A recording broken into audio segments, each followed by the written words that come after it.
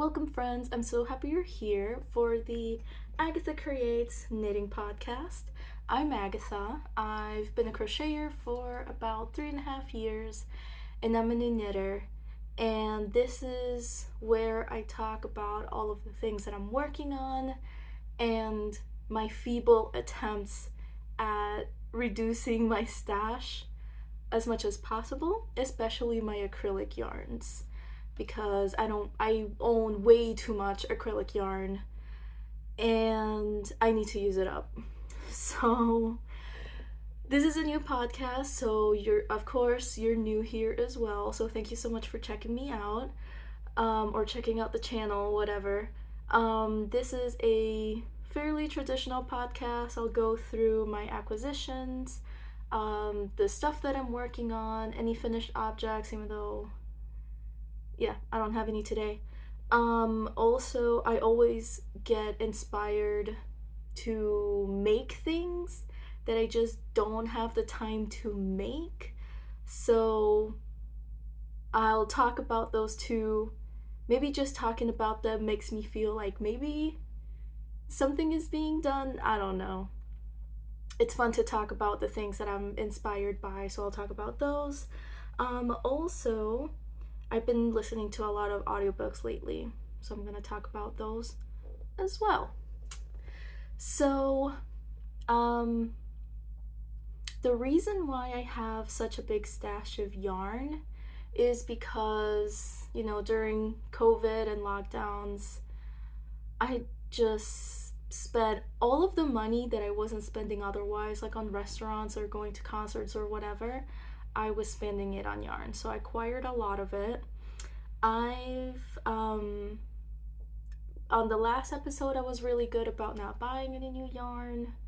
I did buy yarn during these last 2 weeks. So we took a little spontaneous trip to Michigan, and on the way we stopped in a little town called Spooner, Wisconsin. And my husband is a huge enabler of my yarn buying tendencies. So the reason why we stopped in Spooner is because he asked me if maybe there were any yarn stores that we could stop on our way to Michigan. And I just randomly found this place in Spooner. I didn't write the name. I forgot about it. But it was called Northwind Yarn and Books, or Books and Yarn, something like that. But Spooner, Wisconsin is such a cute town, actually. I was very surprised by how cute it is. It's very small, but the yarn store is a bookstore / yarn store, and it also sells little knickknacks and stuff. It's very cute. I liked it a lot, and when we were driving up to it, I knew we were gonna go by that point, so I tried to think about how I need to be very purposeful about, if I am gonna look at the yarn and try to buy something, what project am I gonna buy this yarn for? And there is this pattern that is not out yet. It's in testing, and I'm not one of the test knitters. I just know of it because I follow the designer. So her name is Raglan. I think that's how you say her name. And she is working on this pattern called the Funfetti sweater. I'll try to put over here some of the Instagram posts that she's posted on this sweater, and I am obsessed with how adorable this sweater is, and I want to make it really bad as soon as the pattern comes out. And from my stash, I have bundle. Oh, I have it right here. So I have these yarn bundles from Blue Sky Fibers.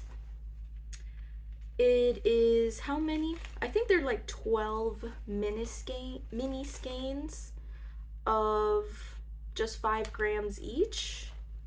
Oh, they're 21. So in each of these are 21 mini skeins.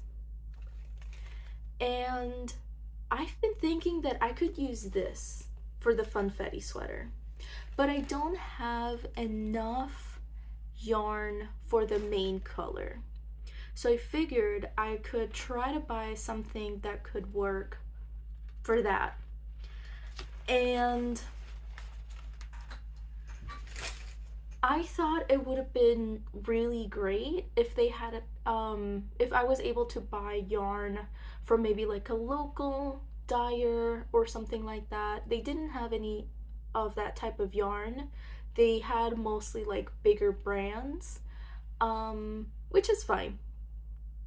I think it was still really fun, even if I wasn't able to buy like locally milled or dyed yarn from around that area. It was still really fun to go to the book yarn store in cute little Spooner, Wisconsin, and just make this Funfetti sweater whenever that pattern may come out. I am anxiously waiting for that pattern to come out. So this is the yarn that I bought. Just the I thought maybe the store name would be on the bag, but nope, it just says like celebrate indie in your community, support local, shop indie bookstores. So yeah, really cute. I bought, I'll just put it over there. So I bought 4 balls or hanks of Ultra Alpaca by Berroco. I don't know even if you can see it just because it's so gloomy today. But it's just like a really deep brown color. It is quite solid, honestly. It does have some lighter fibers of hair in there, but it is quite a deep chocolate color. And one of the 2 samples that Andrea knitted up, the main color is like a really nice deep brown. So I think this is gonna look really good. So yeah, Ultra Alpaca. It is 50% superfine alpaca and 50% Peruvian wool. This is a 100 grams hank, and there's 219 yards per hank. Unfortunately, one of them is a different dye lot from the others, but they only had 4 in this color, so I just got it. I'm not honestly really concerned about the different dye lot. I think they look extremely similar. I'm not going to try to show it to you guys because you're not going to be able to see much with this gloomy day lighting that I have today. But yeah, I can't really see it. The person who was at the front desk, which might have been the owner, or maybe not, maybe she just worked there, she noticed that there were different dye lots, and she said that she could see a difference. I cannot really see a difference. I'm not really worried though. I'll show it to you. I can't see the difference. Maybe you won't be able to see the difference either. This is the one that's different from the other 3. It might be a little lighter, maybe a little lighter, but it's barely noticeable. And you know, I think I'll just use it for the ribbing, maybe on the neck and sleeves and stuff like that, just in case when it's knitted up it's noticeable. I'm not super concerned though. So, sorry, my chair is squeaky. So I think that out of the two bundles that I have, this one might look best. I think that it looks so good. Just the beautiful blues and greens with the brown looks fantastic. I considered doing this bundle instead that has a lot more pink in it, but I don't know. I feel like maybe I just like the blues and the greens with the brown better than I do the pinks and the purples. But yeah, let me know what you think. Maybe I'm completely wrong. I think that the blues and greens looked better with the chocolate brown. And you know what? Maybe this bundle is still not enough to make the whole sweater, so maybe I'll still tap into these colors. We're gonna find out. That pattern hasn't come out yet, like I mentioned. So I have no idea how much of each color I'm gonna need. I'm just assuming that 4 balls. This is, I think I wrote down, or I think I figured out that this is about 870 something yards of yarn. That should be enough for the main color of the sweater. We're gonna find out. I tend to wear more cropped tops anyway, so I'm sure it'll be fine. So yeah, that's what I bought on our little trip. And during that road trip, I'd call it a road trip. It was it's a relatively short drive. But anyway, I did get to work a lot on my Even Easier Eyelet Yoke. I'm kind of mixing up acquisitions with WIPS and plans. But oh well. Whatever. During all of the time that we spent in the car, I tend to be the one that I tend to drive a lot when we're driving around. So I'm not, I think people call it like co-pilot princess or whatever. I just see so many people online like showing themselves like knitting and crocheting in the co-pilot seat during road trips. And that's not usually me. Usually I spend a lot of time driving too when we're driving, just because I do enjoy driving. That's really what it is. But my husband really wanted to drive. He drove basically the whole way. So I got a lot of time to work on my Even Easier Eyelet Yoke by Knititude that I'm working up. I thought I would have it done by this episode. That obviously didn't happen. I don't know why I thought that that was feasible. But I have it over here. I gotta do something about this squeaky chair. It's so loud. So here is, maybe you can see it. I don't know if you can. This is what my Even Easier Eyelet Yoke sweater is looking like. Basically, the entire time I spent it working on the Italian bind off at the bottom hem of the sweater. This is not the first time I've done the Italian bind off. It might be like the second or third time. So I am still definitely not super confident while I'm making it. So yeah, it just took me a really long time because I messed it up, had to undo it, start over again. Also, this is a really, it's just a wide sweater. Not that many stitches, since the yarn that I'm using is Lion brand Wool Ease Thick and Quick and Toasted Almond. I have one. I thought I had. Well, I have one here. Here we go. So Lion brand, Thick and Quick and Toasted Almond. super bulky weight yarn. Yeah, this took me several hours, but I was taking my time. I was having fun, so it was fine.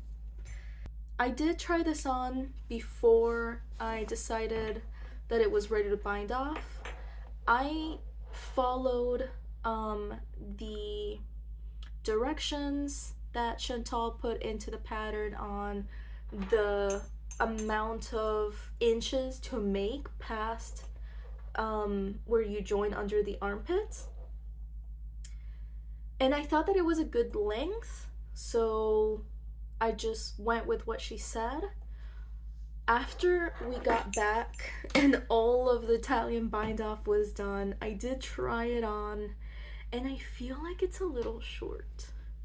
And that has me a little nervous, but I just need to trust the process and wait for after blocking to make a good decision on whether this is in fact too cropped for me or not. I think I'm just getting ahead of myself. I just need to block it, and I'm sure it'll lengthen a little bit. Yeah, I'm just impatient. So during the trip I also tried to work on the sleeves, but I have these long circular needles. They are a fixed Addy needles. They're in US 15 or 10 millimeters on a 40 inches long cord or 100 centimeters long cord. And I don't mind working the magic loop or magic circle. I think it's called magic circle in knitting. I don't mind it because I'm working on some socks right now, which I'll talk about in a little bit. Gotta try to keep this podcast structure a little bit. But yeah, I'm using the magic circle on the socks, and I don't mind it at all. Maybe because per each side, I am working like a good amount of stitches.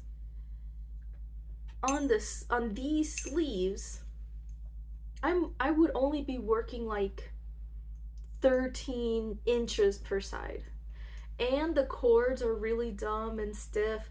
It's just so uncomfortable. I honestly tried it a little bit to work on the sleeve with these long needles, and it was not fun. It was not enjoyable. So I just stopped working on that, and when I got home, I just went on Amazon and I bought some cheap 16-inch cord needles so that I could work the sleeves. They were just like $8. I don't even know what the brand was. They were the only ones that I was able to find that were selling these size needles in this length of a cord. They're not perfect. They are definitely not as nice as the Addy needles. The Addy needles are super soft. The yarn just glides through them. These look a little shiny, but they're definitely are not as soft. Like, the yarn doesn't glide as well. But you know, they were $8. I just needed something. I just needed something to get these sleeves done. So I've been using these. However, I've now encountered a new issue, which is that I don't know if you can see any of the things that I'm showing you. The lighting today is so bad, but it's the time that I have to sit down and make this video, so it is what it is. But I started a brand new ball of yarn when I started the sleeves, and it's a lot. Even though they're the same dye lot, they look a lot darker than the yoke, and it's quite noticeable. at least in person, it is quite noticeable. Sorry, I got a piece of paper in front of me with my notes so I don't get all mixed up. But so yeah, I am not really sure what I'm gonna do about that. I'm thinking I made the yoke and the body of the sweater doing a center pull from the balls of yarn that I used. I'm thinking maybe I'll start the second sleeve with the other ball of yarn that I have, and maybe I'll do from the outside of the ball. Just to see what it looks like. Yeah, if I leave it the way that it is, I don't think that I'm gonna be able to get over that.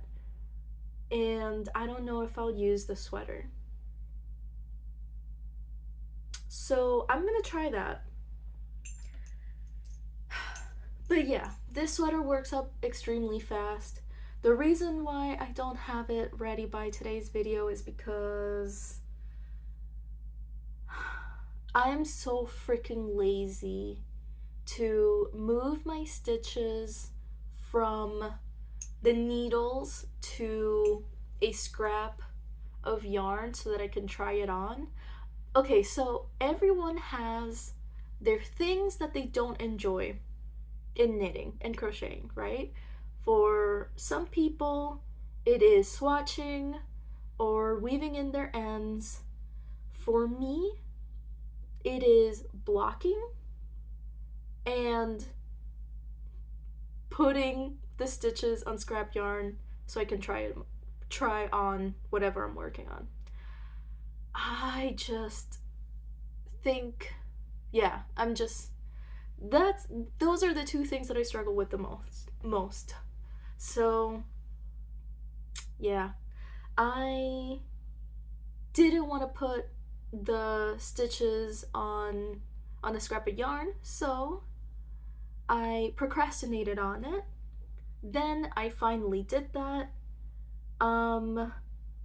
Then I figured out the whole sleeves situation. I had to wait for the knitting needles to arrive in the mail. So yeah, there's just been a lot of stop and goes with this project. But the only thing that's left now is to work on the sleeves and figure out that whole yarn color situation. So we'll see where we are by the next episode, the next time we see each other.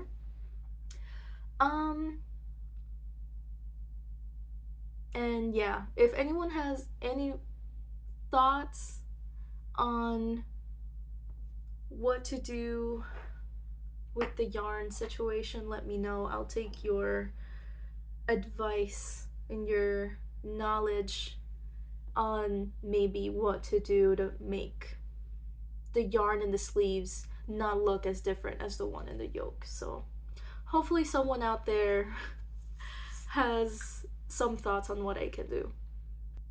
So I suppose I was already talking about my WIPS, so I will talk about the second WIP that I have going on. I was not successful at being a monogamous knitter these past 2 weeks, but I didn't go crazy. I only started one other project.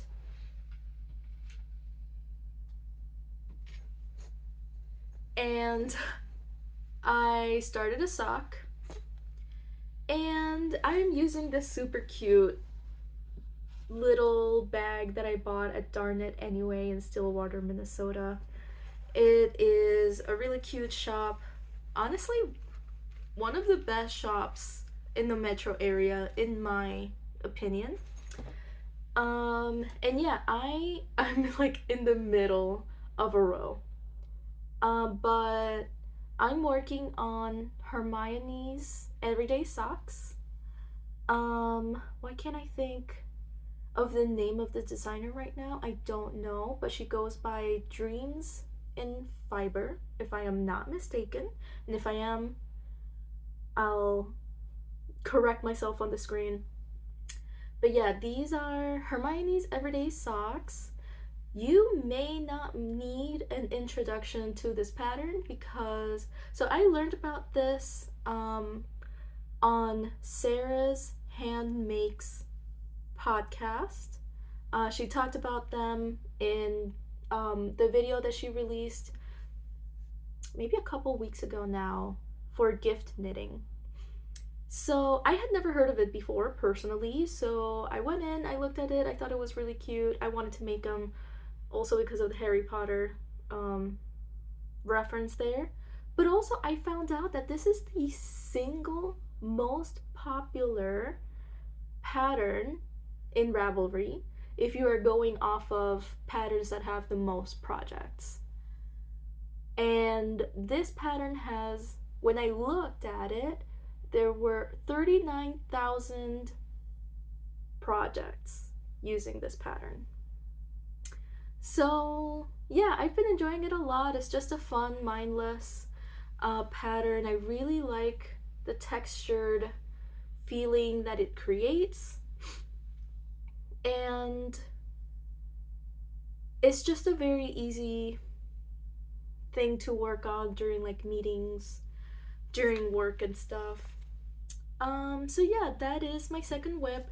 I'm not in any rush to finish this. This is just my on the go during meetings project that I'm working on. Just quite mindless, but it's a lot of fun. It is my first ever sock that I've ever tried making. So I am a little scared about the heel flap, heel turn, the heel of the sock. I've yet to look up how the heel is actually made, and I almost don't want to get there. I just want to continue with my mindless knitting. But I gotta do it someday, because I do think it would be really fun to learn how to make socks. So I've gotta just get over it and learn how to make heels already. So those are my WIPs. Considering I don't have any finished objects today, but I do have new yarn, I have to recalculate my total grams in my stash. So I will only remove grams from my total once the project is completed. So I can't take out any of the yarn that I'm using for the Even Easier Eyelet Yoke or for the Hermione socks. So my new total is 31,058 grams. Last episode I had 30,722. 30,722. But the new yarn is 800 grams. I have no idea why that math. Why did last episode I said I had 30,722 grams? I'm not sure what happened there. But in the end of the day, what I have today is 31,058 grams. So that's what I'm gonna go with. So I don't think I want to say that I'm even farther from my goal of destashing. Because in reality, I think that what I want to do is just use up my acrylic yarn as much as possible. So in the future, maybe I will readdress how I am counting out my stash totals, but I'm not gonna bore you with that with that ramble. That's just something that I need to figure out by myself, and I'll probably have an answer in the future. So there is no way that I'm gonna have any time to make this thing. But I did want to talk about a project that I was inspired to make, and I do not have the time to make it. So I'm just gonna share it with you guys, and maybe it'll give you some inspiration, and maybe you do have the time and the yarn to make it. So I was watching a new podcast, or a podcast new to me, in the past week or two, and I don't remember the name right now. I should write these things down before I sit down to record, but I'll put it up on the screen. And on one of their episodes, they were talking about making felted slippers. And that just seems like I just want felted slippers so bad now. That just sounds so great. I do have some Plymouth yarn that I could one day make into slippers. I have it handy. I'm gonna grab it real quick. Alright, so I have 2 balls of Plymouth Yarn Galway in the color 703. I love green. I love green, and I love this green so freaking much. It's so beautiful. And I only have 2 balls of this. How many grams? So there is about 210 yards per skein. And I think this would be enough to make slippers, maybe. But not enough yarn to make much else. So, I'm just telling myself, one day, after I'm done making some of the sweaters that I am itching to cast on, I will probably cast on some slippers. Or, better yet, when I'm done with my Hermione socks, I'll cast on some slippers, and then I can wear my new socks with my new slippers. It'll be really fun to try to make felted slippers. That just sounds so much fun. Scary and fun. So that's that. If you're looking for a new project to make, maybe that is something that you would be interested in. Or it can, just spark some ideas on things that maybe you would like to make. So that is it for yarny stuff. If you were here for yarny stuff and not for audiobook talk, then you can go now. No hard feelings. I'll love you either way. But yeah, I talked last week on this book that I was listening to called The Very Secret Society of Irregular Witches by Sangu Mandanna. And I wanted to listen to it because I was just hearing a lot of people talk about it on Instagram mainly. And how it was such a cozy read, perfect for Harry Potter fans. But when I checked in with you guys last week, I was complaining about how it's so heavy on the romance. And I guess I knew that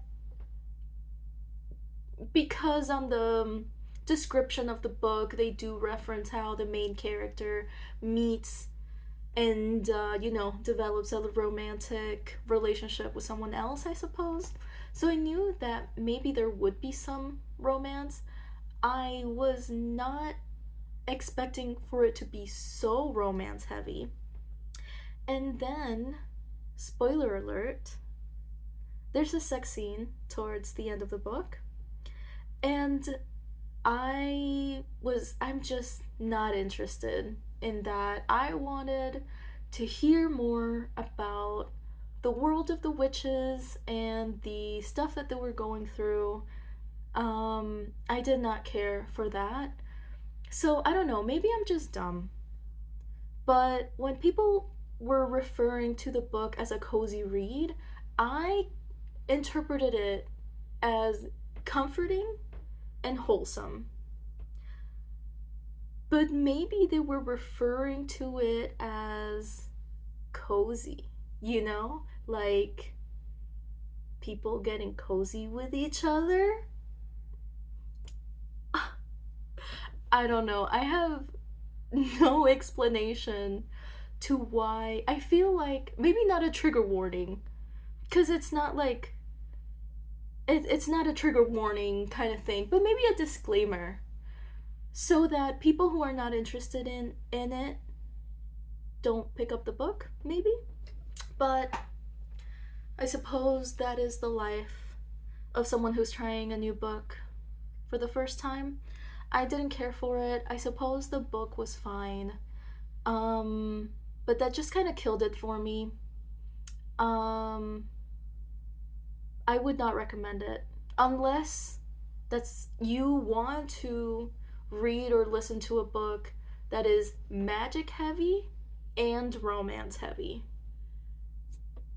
Then maybe you'd enjoy it. It would be an enjoyable book if that is what I was looking for, but I suppose that's just not what I was looking for. So ever since then, I've been on the hunt for something new to listen to. I found out about this fan fiction called Manacled by Sangu, and it is a Hermione Granger, Draco Malfoy fan fiction.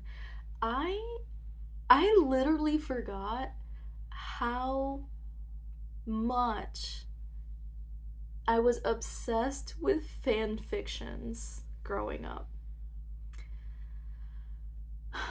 So, oh, wow. There are a ton of birds outside. Sorry, that was so distracting. Just like hundreds of birds outside the window. But it is late October, so it makes sense. It's just birds migrating. Anyway, yeah, when I was, let's see. So let me know if any of you guys remember this website called Quizilla.com. It was a website. I don't know why I'm talking about this. I was not planning on talking about this, but it was a website in mid 2000s where it was built so that people could submit like quizzes and you could make the quizzes, and I don't know, it was a very innocent concept for a website. You know how like on Facebook a few years ago there would just be like or like in BuzzFeed or something like that, like what type of cheese are you? It was like that kind of stuff. It was really silly. But it somehow became this place where people would post a lot of fanfics about old types of stuff. So yeah, I forgot how much time I spent on that website reading fanfics. So when I heard about this fanfic by Sangu, I thought, you know what, maybe I'll go back to my roots. I'll read some fanfics and maybe it'll be fun. I did find out that this fanfic is, I suppose, so popular. I mean, clearly it's popular. I heard about it somehow.